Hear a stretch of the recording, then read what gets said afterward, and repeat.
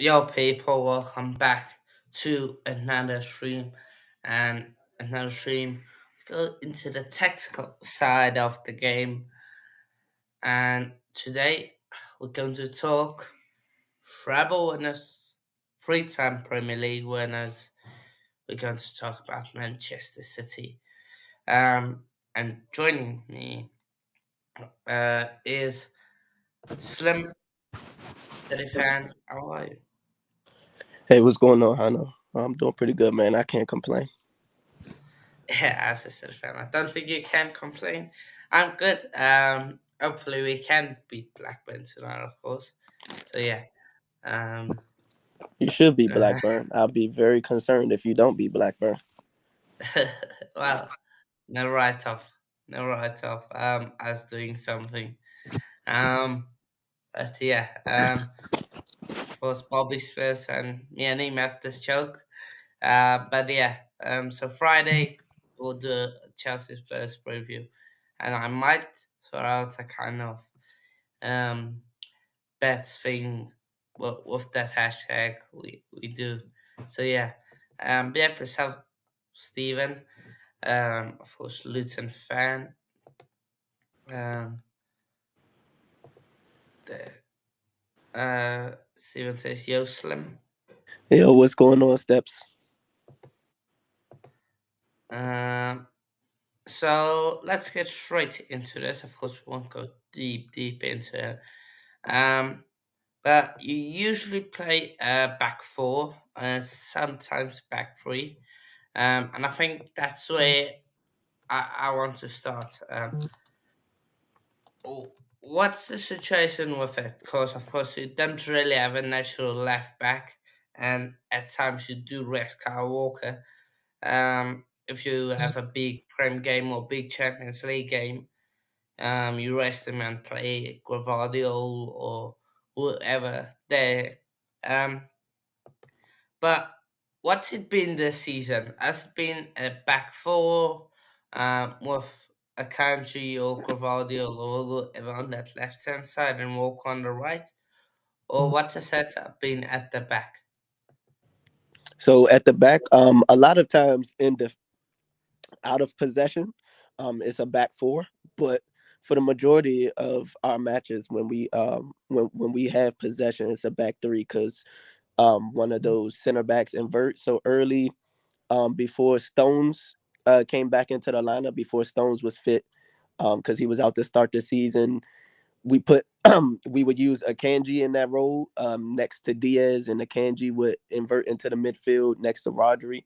Um, Sometimes we'll play Rico at right back if we don't start Kyle. We'll play Rico Lewis at right back and invert him into the midfield. So, Um, um, if you do like put one of them in, what's your midfield like? Is it then just um is that a midfielder than an attacker or or what's it like? You've got he the, Rodri, so so then so the center back or fullback that inverts typically is inverting to pivot with Rodri in the midfield. you almost form a box formation type thing, Yeah, and like it. Okay, makes sense. Um, Box because day and I so think so so I sorry. was going to say Holland will sit up top, and then there'll be four midfielders behind him. Oh yeah, yeah. They just drop the wingers almost Yeah, drop. Okay, I see. I see. And we did see Rico Lewis did really well um against us. So he looked really good though. You didn't win, but he looked really good. Um, but okay, fair enough. So out of possession, back four, in possession, back three. yeah. Um, Now, which one do you like? Would you prefer a back four, um, when you don't have the ball, or do you like this back three when you don't have the ball? Um, I guess that more depends on how dangerous the opposition is on in transition and on the counter. Um, but for the most part, I'm okay with it being a back three majority of the times because I just trust the individual quality of my back line. So if we do get caught in transition on a counter and it's only a back three, I can trust Vardy or Diaz and Stones or whoever is that if Kyle Walker is staying back while Stones is inverting. For the most part, I can trust my back line. No matter what the combination of the three or four is.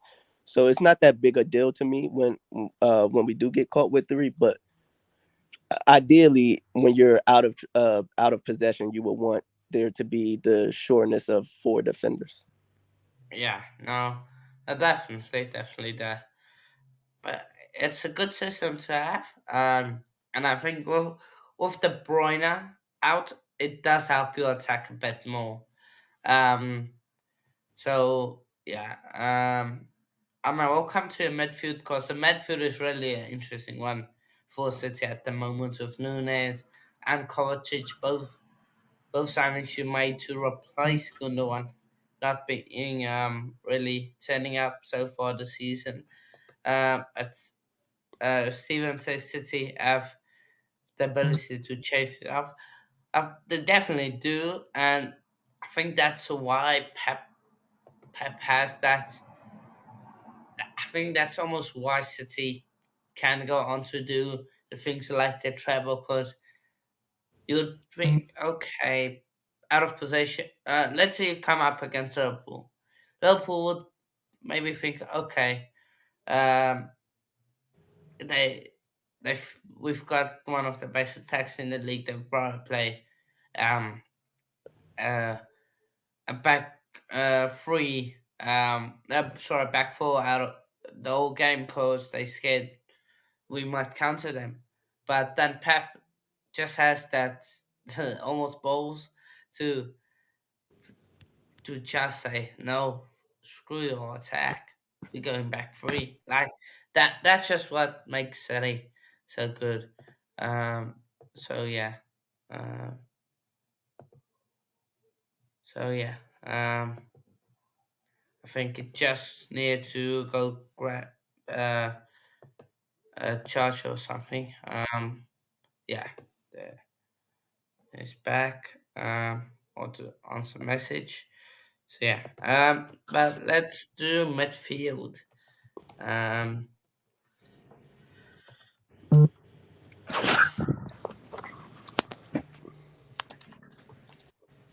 What Um, yeah. So midfield for City. You're of course Rodri was injured, so you basically played Kovacic and Nunes. I think as the 2 8 against Arsenal. But what's your strongest midfield right now? Because I want to say Kovacic in there, but he is a bit tricky. But what do you usually start with? Um, well, of course, Rodri is going to play the six. Then I think the two eights this year, the strongest have either been Alvarez is certainly going to play in the midfield, and then it just depends on if Pep is going to play Foden in the middle or Bernardo. Me personally, I prefer Foden to be in the middle, but I don't think I think we're just as strong if Bernardo plays there as well. Okay, fair. And so, in your opinion, that's your best one, or would you like to maybe have a Nunes or Kovacic in there just to Nah, give you a bit so more far they defensive? haven't. So far, neither has shown enough to really implement themselves into the first 11. We've seen some flashes from both, especially with carrying the ball through the midfield and things. But some of the decision making from Nunez, I'm not quite there yet with, far as putting him um, over Bernardo or Alvarez or Foden? Surely not. But he has shown some things, and he was a lot better when we played him further up the pitch than when we tried to play him in a deeper role when Rodri was out. Yeah, no, definitely. I think he's one of those that can be. Um, so no, that fair enough. And I do still think there is a place in um in the in the city team for a guy like Nunes, but again, then the system would have to change, and because I think if you bring Nunes and you have to drop one of your centre backs, and that takes away the back three, unless you bring in a really defensive left back. Um, so yeah.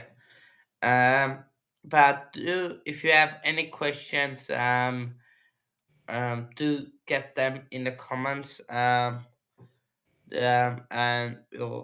I'll, I'll let him answer.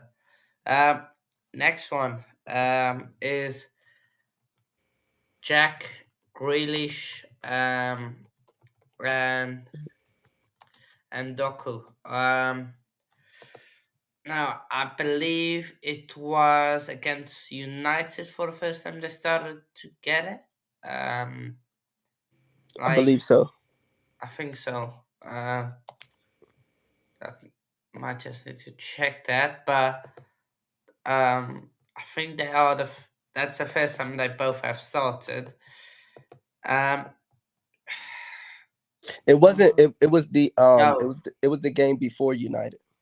yeah, the game. Sorry, the game before United, because I see Bernardo Silva started next to Rodri and Foden was on the wing. Yeah. Yeah, I believe it Um. was the young boys game, if I'm not mistaken.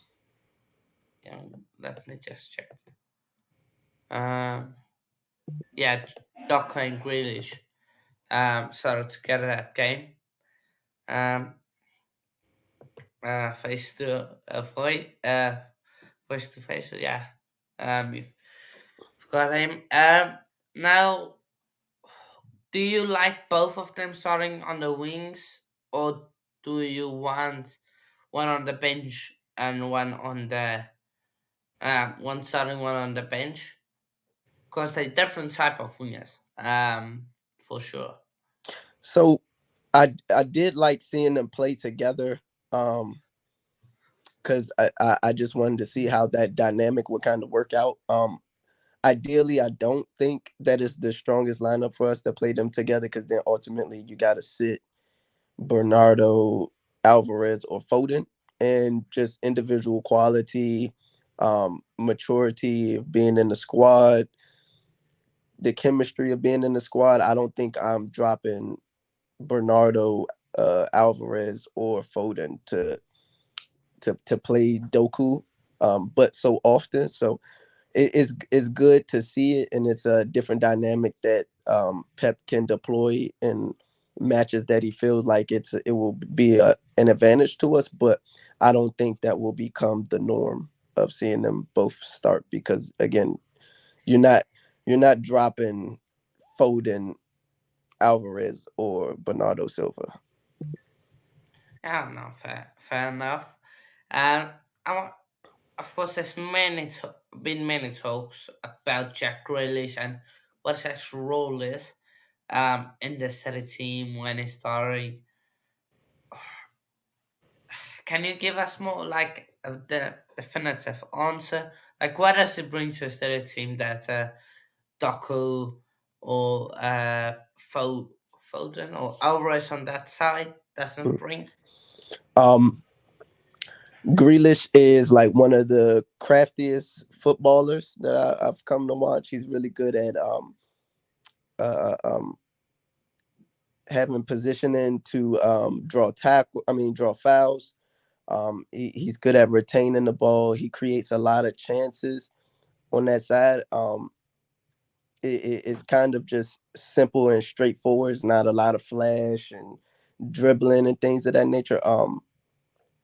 I think he provides kind of a maturity, um,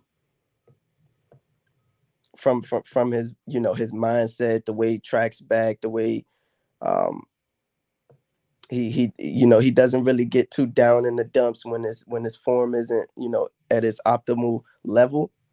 Um, so I think it's, just more of a maturity type of thing, and he creates, he's one of our best, most consistent chance creators, especially when we don't have KDB in the lineup. So Oh. So you would basically say is it's not like a creator that puts a beautiful ball through two, three defenders. It's more of the I'll draw 1-2, pass to you, you run into the gap and make that final ball type creator. yeah, So yeah, so what basically would happen? Two on him, he passes it back, and then there's space. a whole lot of So I space. run And then into. Oh, I would say he's like the most balanced of our wingers. He's not as direct and pacey, or or maybe technically skilled as Doku and Foden are on the wings, but again, just his know-how on when to draw two defenders and retain possession and pass it, or to take his man directly and, create the create the chance himself, create the assist himself, or, the big chance himself, or to just drop it off to the overlap. Like, he's just very crafty, and he has really good IQ, and I think the most important thing is that he tracks back and he presses well. So fair enough.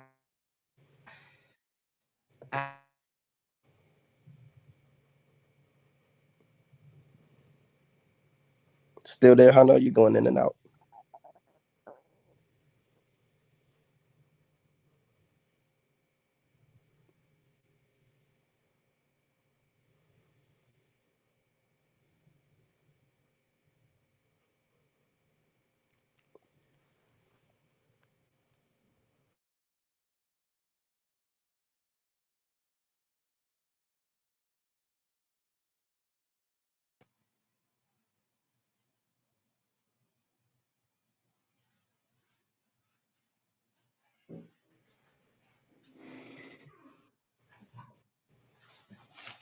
Sorry, apologies. Our You good, man? internet just stepped. Um, so next one I want to come on to is Holland. Now again, when he has goal drought, it seems like the media almost on his backside. Now, many have said that, of course, he is a good goal scorer, but he isn't the best striker out there. Now, I want your opinion on that. And do you think Pep? Do you think in another team? Of course, City it doesn't really need to drop deep because you've got all those traitors. But do you think in another team he can do almost what Harry Kane did towards the end of his first career? Drop deep, get the ball, and um, give it off to other players in another system. So yeah, those two questions. So firstly, I definitely think he's the best striker in the world. I don't. I mean, of course, he's not the most technical, but I think being the best is more about your effectiveness and your impact on the game, and not necessarily just be solely about your technical ability. I don't see him as the type to do the hurricane and drop deep and, um, be as effective with his, hold up play, link up play type of thing. But that's not to say that he can't do it. I just don't think that's the obvious part of his game that he needs to continue to improve on. But the smart thing to do would be to maximize what he does well, which is he's like one he's the best with movement. Um, he's going to score in and around the box. He's shown that he's not going to just it's not all tap ins. The tap ins kind of are just the way we create our chances last season and even majority of this season. But he's shown that he can strike the ball from outside the box cleanly, and powerfully, accurately. Um, so for me, it's about his effectiveness, making runs, creating space for others so they can score goals, and he's unreal when he's in that box. No, definitely is, and still, I don't think he has scored against Chelsea. So we still hold the record for the only team he didn't score against. So just while we rubbish, just remember that Haaland has scored against your club, not mine. Um, but That'll soon change. You can hold on to that one for now. Haaland is world class. Um, Steven says Haaland was robbed of the Ballon d'Or. Emo Bellingham should have got it. Um, I Bellingham, agree. I don't see Yeah. Bellingham because uh, No, definitely it, not Bellingham, but Haaland. yeah, because that everything about Bellingham is once he got to Madrid, the way it kind of ended in Dortmund wasn't Ballon d'Or deserving. And with Holland, I don't necessarily consider it a robbery. Because I understand with these type of awards where the storyline can outweigh just the individual performance, and him not being the most appealing on the eye technically is another thing that I know probably hindered him from winning it. But he clearly had the best individual season of any footballer in the world, including Messi. But Messi is the better technical footballer, and he got that um, that Sorry. holy grail of a trophy in the World Cup. So once Messi won the World Cup, like he could have played another minute of football up to Monday when they announced the award. I still think Messi would have won it. So I don't really look at it as a robbery. But you know, it's the nature of the beast. The game is the game. No, fair. Just one thing. Haaland should have won it. I think there's loads on this channel that do think so. Um, but last question before I come to the big question of can Pep do the treble again with the City squad? For Foden, if he doesn't step up this season or while KDB is injured, do you think it's maybe time to move on from him? Or So I think that question is Um, so from my perspective, no. I don't think it's time to move on from him. He's been doing bits. Um, while KDB has been out, it might not be as productive as people may want it far as GA, but his performances have been really good. And he's always had the quality. So I don't see how, as the club, you would want to move on from that. Where I could see a problem occurring is if he doesn't claim his state in the first 11, and then he himself feels like he deserves or would like a more important role in the squad, and he would want to leave. But I don't with his quality, his technical ability, the way he gets up for the big games, the way he's um, had big impact on the trophies that we've won. It's not like he's a Calvin Phillips or somebody, or even a Laporte last season for that matter. I think he's very pivotal to this squad.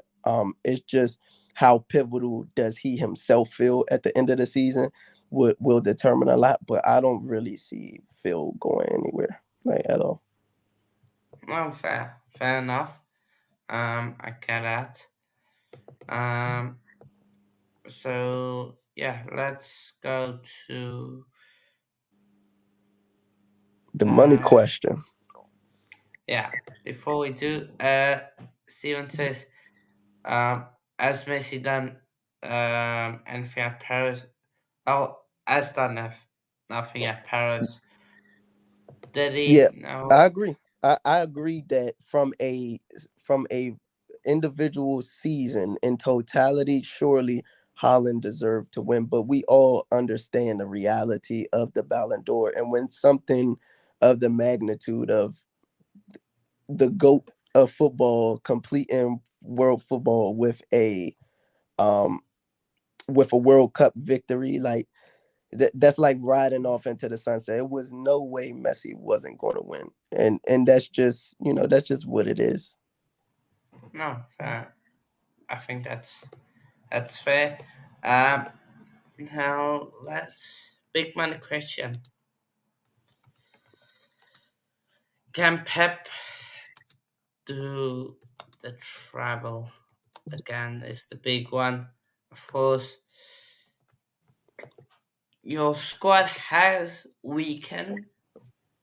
I would say because Yeah. Gundogan isn't really there anymore, but you have replaced him, and we'll see what coaches and Nunes does um, towards the end of the towards the rest of the season.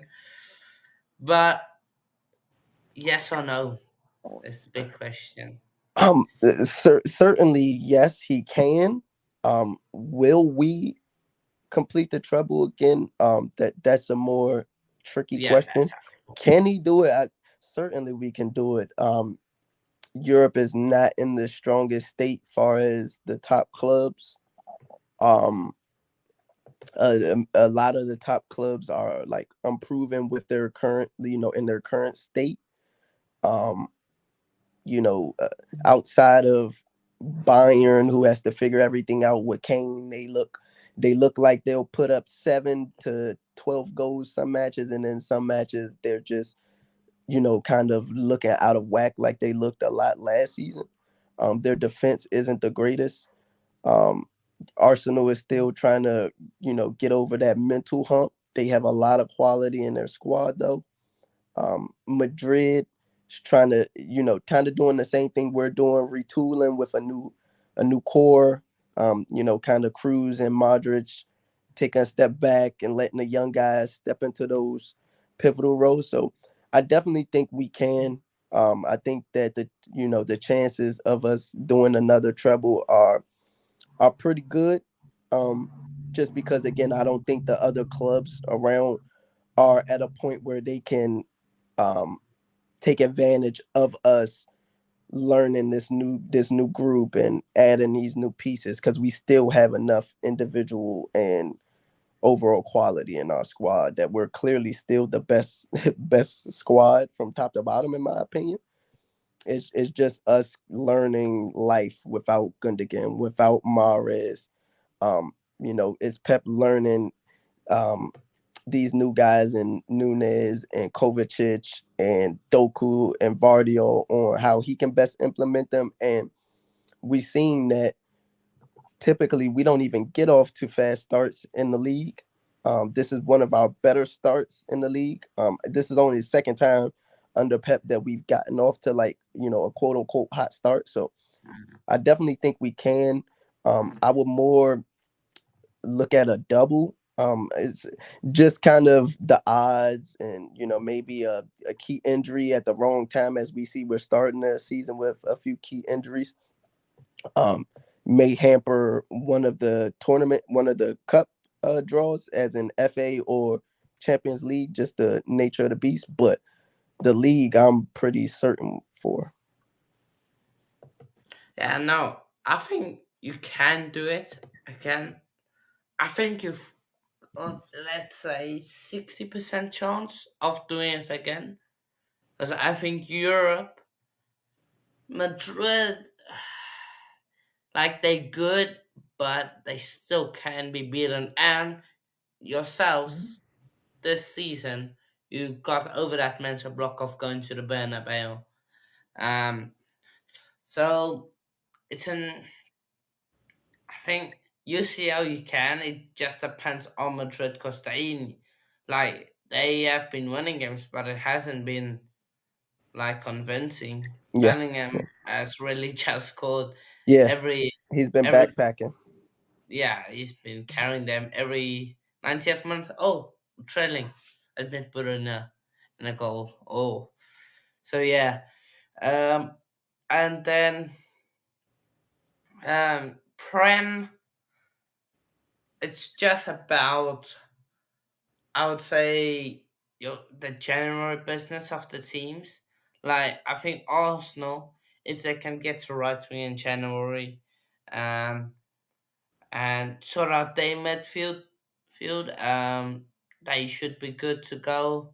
Liverpool, they can somehow get a more defensive player than McAllister because Yeah, he's been doing a good job there, but he's not his best there. yeah. Agreed. And those Europa League quality really, and I think that's where they will use him. Um, FA Cup, of course, already out of the Carabao Cup, which kind of helps you in terms of just managing the games. FA Cup is it's like a cup competition. You can't really say what will happen because you look at Newcastle, City don't turn up, or City needs to go away to, let's say, Liverpool semi final. You play Liverpool away, you have an off day, and you're out. Yeah, Or on Arsenal but yeah, yeah, they do need a midfielder. Sorry, a forward, right winger, and I think they need to sort out their midfield, Chelsea. But I think Prem and UCL definitely is the main target. But yeah, um, yeah. So s- so coming into the season, during the summer with with Arsenal, adding a lot of quality to their team. With a lot of Prim fans expecting Liverpool. We didn't know how they were going to do it, but we figured one way or another they would kind of be there and thereabout. But I told myself there was nothing nobody could do in the summer um, that would give me any cause for concern as far as the league goes. Like that was pretty much wrapped up for me. Once we got Vardio and kind of the last piece in our defense. Getting rid of Laporte going out and Vardio coming in, that sealed the league for me. And then with the UCL, my whole mindset was Kane to Bayern, Mbappe to Madrid is the only thing that will cause me worry. But I do understand the nature of the beast with Champions League, it being a cup competition. You know what I mean? Like it only takes one mistake for you to, be smash and grabbed and out of it. So I definitely expect a double this season. But I'm certain that the Prem is coming back to Manchester. yeah, uh I think so. Um, But I so do I do agree with you that if if Spurs add more to their squad depth, because right now yeah, the Spurs especially are one key injury away from kind of the dropping a yeah, little bit, falling off a little bit. If Arsenal adds a right winger to spell soccer or add a striker so that they can use Jesus more in the wing, that then makes it a little bit more of a sticky situation. Um, because they would be a real threat far as their quality and things. It would just be able to see if they're going to get over the mental hump on the business end of the season. And then Liverpool, like you said, if they can get them a real six and not be forced to shoehole McAllister or Gravenberch, who have done a decent job, but like you said, that's just not where they're going to be best utilized. I definitely think that would add more pressure Um, and then at that point, we would just kind of have to see. But right now, I'm not worried. Yeah, no, you hit the nail on it, and I forgot about Spurs even. But I think they're one big injury away. For example, if Romero gets injured, it's If Davies. Eric Dyer has to come in for anything more than a couple matches, it is long. Look, because they one injury away from Davies and two away from Dyer, I think. Maybe They're one away oh from Hoiberg. Sanchez too. Is Davidson Sanchez still there, I or did he? believe, or did he leave? Davison might have Um, left, but I know they do. Like people forget they still got Bentacore coming back, and Bentacore is a baller. I rate him.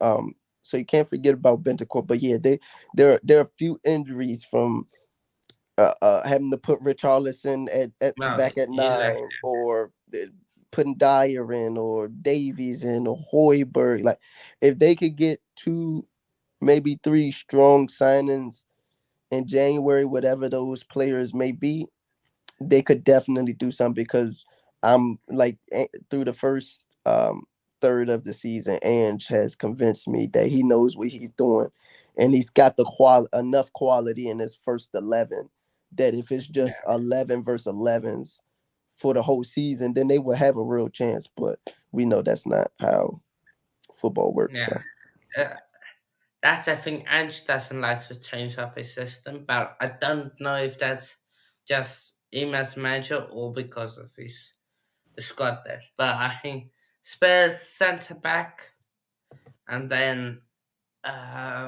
forward, I would say striker that can play also as a cam, something like that. Someone that can play false nine. Well, I don't trust Richarlison like as a backup. If you yeah, can have a backup to Madison, and then that backup can also play there. I don't know who that. Ah, I don't know, but yeah.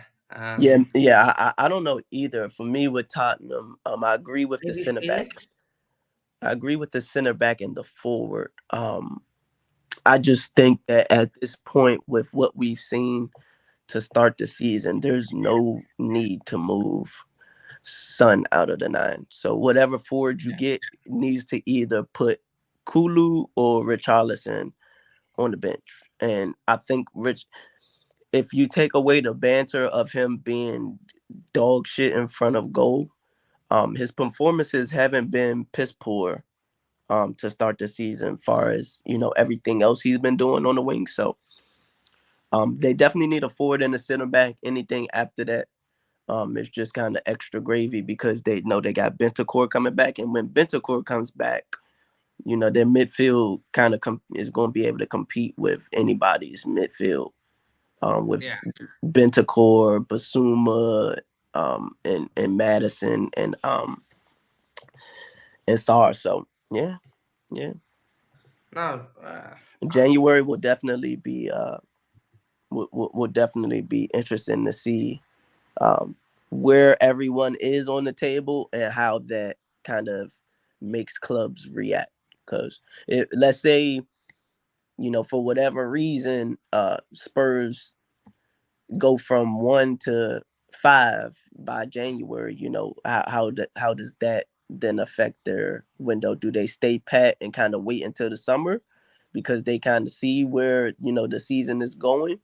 But if we get to January and they're still top 3, I definitely think you see them make some aggressive moves in the market. And we've got to be. It will be interesting to see if they do make moves. Of course, Levy doesn't really like to make moves. So we'll Yeah, see. it'll be interesting to see how much they back Ange with him giving them their best start of any new manager in the Prem. So I think as frugal of an owner as Levy is, and never wanting to really spend the bread and things of that nature. at some point you gotta put your trust and faith in one of these managers and back them 100%. So Yeah. if Ange hasn't done enough to prove that if he wants a player, he deserves to a real effort to get the player, then it's a long day for Spurs fans. um. Oh, Richardson. You know. Oh my gosh. Yeah, he's awful in front of goal, but Yeah, he's awful in front of goal steps, but if you look at his performances out on the left through the start of the season, they haven't been bad, and some of them have actually been pretty decent performances. But yeah, he's shit in front of goal. yeah. But I think we'll wrap it up there. Um. So yeah, thank you for joining me. Yeah. Interesting. Uh, I was really intrigued to talk about City and then a few things. Um, I don't know. Do you want to search out where the people can find you on socials? Um, at Slim underscore Rob on social media. On Twitter, at underscore Treble Slim on Instagram, and from time to time, I'm hearing about on different podcasts, whether it be NFL or soccer. So yeah, it's been I appreciate Hano bringing me on. Finally, our schedules linked up, and I was able to actually get on stream today, and hopefully in the future I can join more and join with some of the other rival fans. And yeah, man, big ups. Yeah. It was good having you. Yeah, we will definitely try to link up something. And yeah, hopefully, I don't know what big team you've got next. Maybe you can sort of Um, pre. our next fixtures, I believe you guys are our next big team, if I'm not mistaken. Oh no! Oh, that's on my birthday, you know. I'm pretty sure you guys are our Yeah, next big team. Sunday. We got young boys, we got young boys at home, and then we got, I think y'all are the next, y'all in Yeah. Liverpool, and then I think we play Villa after Liverpool. But yeah, no, So, it'll be interesting so because you it got seems like with you guys, like you put a pretty decent performance on the pitch when you play Liverpool and Arsenal. It's all the other teams that you yeah. should be better than, that you kind of playing down to the competition. So Uh, yeah, you got us, Liverpool, Leipzig at home, Tottenham, Villa. So big Premier League run coming up, and then Luton at home. It's yeah, basically where it dips. Big four Premier League games coming off to Bournemouth. yeah, indeed, indeed, indeed. Luckily, It's a stretch. It's a stretch that we need to we definitely need to maneuver through. Um, yeah, with how Tottenham's performances are looking, their overall form of their squad is the best in the league right now. And with Arsenal just managing to get these results with unconvincing performances, kind of the same thing we're doing. You would hate to be um, falling away from them in points, and then they start to click and start to look like last season, and then it's an uphill battle. So yeah, these next four after Bournemouth, like you said, are going to be very pivotal. yeah. But as for my socials, I will be doing Chelsea watch along as I can watch it and have some time. So yeah, Instagram Hanu underscore coach underscore corner, and then Twitter coach's corner. Or if you want to really search it up, Hanu 7083 0030, and TikTok coach corner one. Do check out the short that was posted on YouTube, and of course the um on Instagram and TikTok. Check those out. But yeah, I'll see you all in a bit, people. Peace out.